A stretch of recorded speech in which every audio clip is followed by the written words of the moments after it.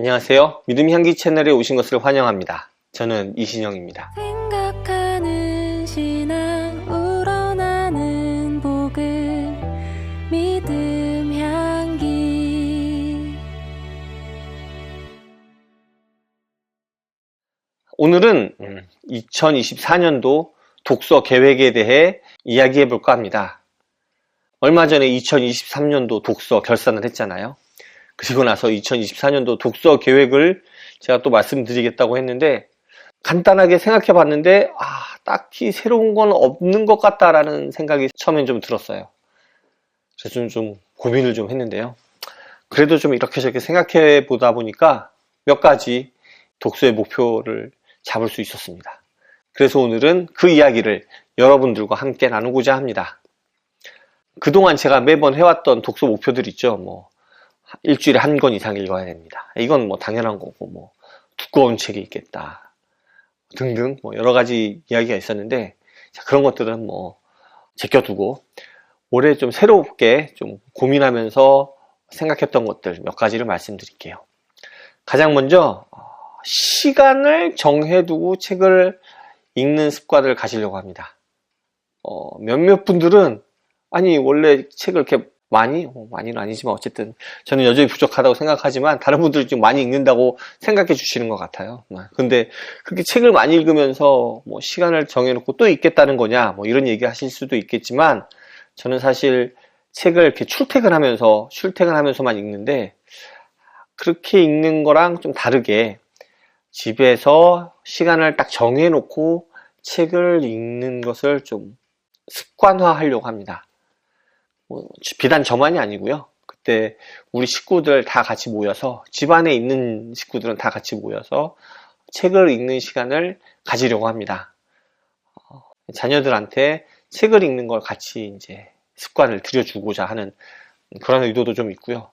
또 벽돌책을 읽어야겠다는 생각을 많이 하는데 출퇴근 시간에 벽돌책을 읽는 건 사실 좀 어렵거든요. 벽돌책은 들고 왔다 갔다 하기가 좀 어렵잖아요.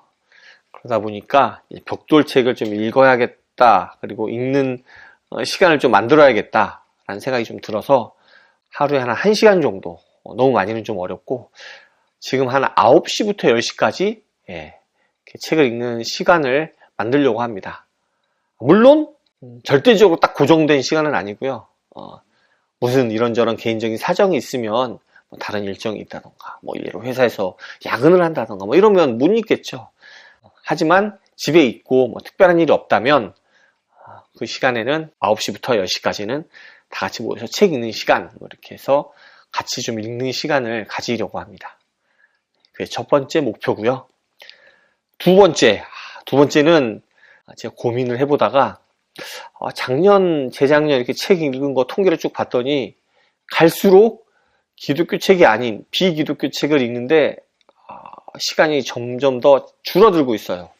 비기독교 책은 거의 읽지 않게 되고 있습니다. 갈수록.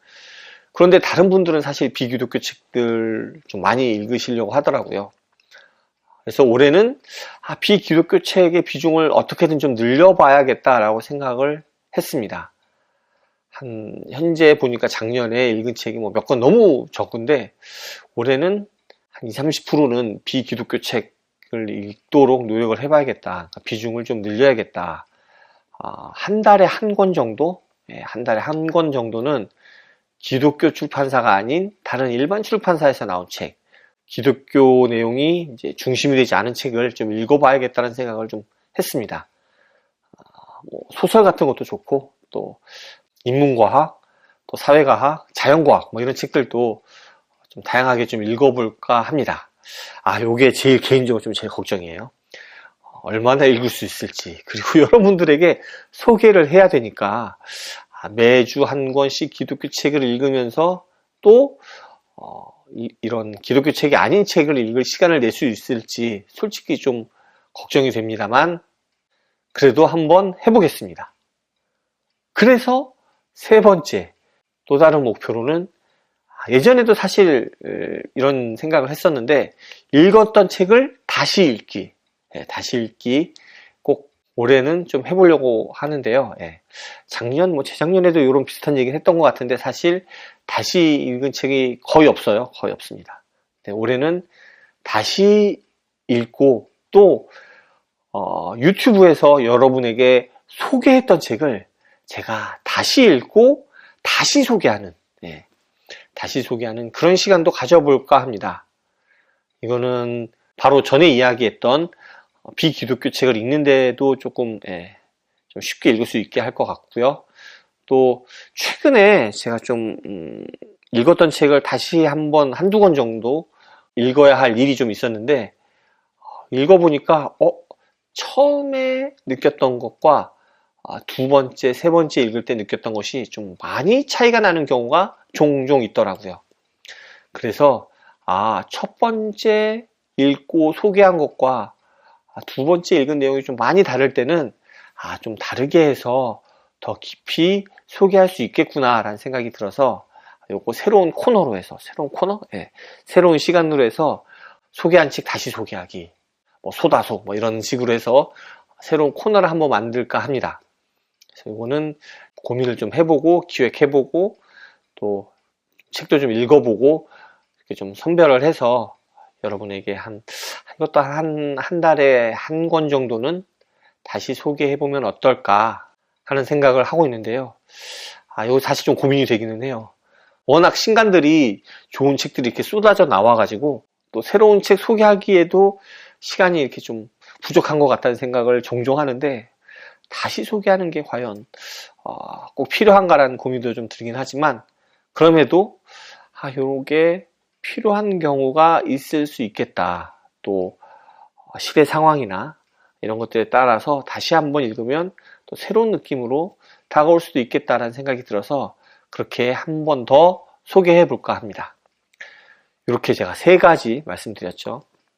시간을 정해서 하루에 1시간 정도 시간을 정해서 매일매일 정해진 자리에 앉아서 읽는 습관을 들이겠다.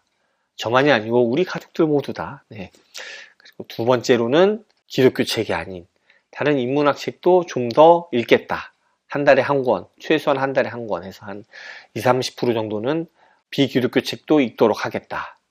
그리고 세 번째는 읽었던 책을 다시 읽고 또 여러분에게 소개했던 책을 다시 읽어서 다시 소개하는 그러한 시간을 갖도록 하겠다. 이렇게 3가지의 계획을 여러분께 말씀드리고요.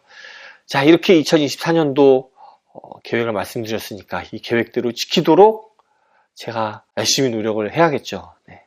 언제나 계획을 말씀드릴 때마다 느끼는 거지만 머리 한쪽에서는 요거 가능할까라는 생각이 항상 듭니다. 항상 들지만 일단 계획은 세워놓고 지키도록 노력을 하고 다 못 지키면 어쩔 수 없죠. 어쩔 수 없고 그래도 지킬 수 있으면 최대한 열심히 노력해서 지킬 수 있도록 하겠습니다.